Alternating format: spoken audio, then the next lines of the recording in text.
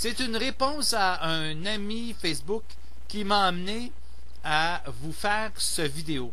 Parce que Tiger Woods est passé, dans l'espace de quelques jours, de l'athlète le plus adulé des États-Unis, d'un champion international de golf, à un sexe symbole et évidemment à un homme montré du doigt, ridiculisé par toute sa collectivité à cause de ses aventures nombreuses extramaritales.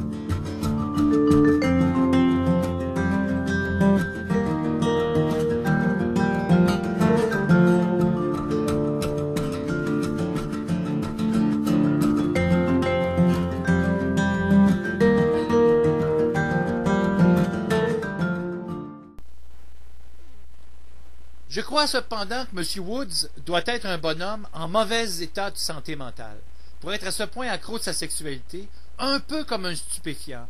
C'est un sexuel compulsif, et cela démontre à mon sens que notre homme souffre d'un syndrome. Il est accro aux endorphines qui accompagnent l'orgasme, exactement comme un héroïnomane est accro de sa drogue. Je vois Tiger Woods comme un grand malade, un homme qui contrebalançait le stress de sa compétition par de torrides et fréquentes histoires d'alcôve. Dans cette optique, comme il n'a jamais pu surmonter ce stress des compétitions sans cet expédient, je parie fortement qu'il ne retourne jamais au golf ou qu'il connaisse une baisse d'efficacité importante sur un verre lorsqu'il retournera.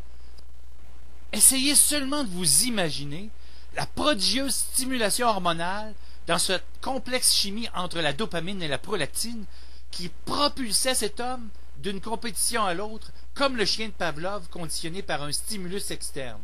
Le stimulus n'y étant plus, je doute fort que la motivation ne se maintienne. Il ne faut pas se cacher la vérité, plusieurs sportifs tiennent le coup en ayant des compensations semblables. C'est le cas de plusieurs de nos joueurs de hockey qui, dans chaque ville, ont coup sur coup des aventures extramaritales. En fait, chez les humains arrachés à la sécurité de leur foyer, la stabilité d'un domicile fixe, on retrouve souvent une compensation sexuelle addictive. On pense aux camionneurs, aux voyageurs de commerce, aux attachés commerciaux, aux sportifs, aux politiciens. Ces tendances addictives semblent agir comme un stimulant, mais aussi une forme mécanique et hormonale de sécurisation. Une espèce de retour au bercail, puisqu'ils retrouvent l'intimité accueillante de partenaires qu'ils maintiennent durant des années et avec lesquels ils deviennent familiers, comme des épouses de procuration. Cela n'excuse rien cependant. Est-ce que Tiger Woods aime son épouse? J'ai tendance à penser que oui, sinon il aurait réglé le tout à coups de millions dans une procédure de divorce. Je pense que Tiger Woods est attaché à sa conjointe, son épouse, la mère de ses 2 enfants, et qu'il veut maintenir un lien de famille. Je pense qu'aussi, en tant qu'homme malade, il prend les mesures qu'il doit prendre, c'est-à-dire une thérapie de couple, et je lui souhaite aussi une thérapie avec un sexologue et aussi une thérapie avec un psychologue individuel pour pouvoir stabiliser ses besoins émotionnels. Cet homme qui a tous les talents dans sa boîte à outils sportive semble ne pas tous les avoir dans le domaine de sa vie sexuelle individuelle, de sa vie émotionnelle, et on voit là un grand dérèglement qui accompagne souvent les grands génies dans un domaine. Je souhaite à Tiger Woods la meilleure des thérapies possibles, je lui souhaite de conserver son couple, et par compassion, Bien qu'une dizaine d'expressions communes au golf me permettraient de saler un peu l'atmosphère en faisant des blagues à double sens, je n'ai pas tellement le goût de rire de lui, puisque je le considère avant tout comme une célébrité, mais un homme profondément malade. En admettant qu'il s'en sorte psychologiquement, ce n'est pas demain matin qu'il va cesser d'être l'objet de quolibets et de blagues à double sens. S'il ne perd pas son couple, il va payer très cher le fait de s'être adonné à une sexualité si désordonnée que la sienne. Alors, je n'ai absolument pas le goût de lui jeter des roches, mais bien de me dire « Oh là là là là !» Comment dans les problèmes de dérèglement sexuel, comment dans la psychopathologie de la sexualité, on devrait faire traiter les gens à temps et ne pas attendre que leur comportement dégénère à ce point. C'est déplorable de voir qu'un homme malade en est rendu à perdre sa réputation pour sa maladie.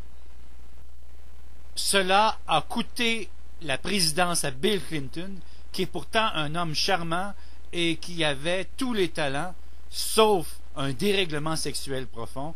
Cela coûte encore la réputation de John Fitzgerald Kennedy, 50 ans après sa mort, et laisse planer sur sa vie un paquet de doutes, et finalement, cela vient de coûter peut-être la carrière et le couple de Tiger Woods, qui a quand même 2 enfants.